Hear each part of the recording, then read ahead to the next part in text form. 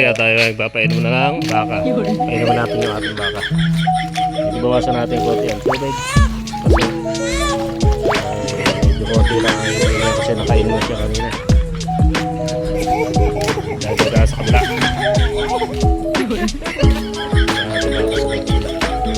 Ito lang ang pamumuhay natin sa probinsya.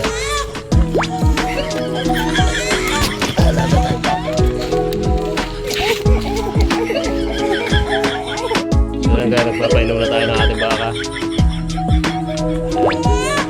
Lilipat na rin natin siya mamaya dyan. Pati siya ng pwesto. Medyo makapal-kapal pa kasi ito moron. Natin ilagay. Bakit? Wow! Alisin na natin yung kanyang tali. At para may damo. Ubos. Alam, medyo ba bigat.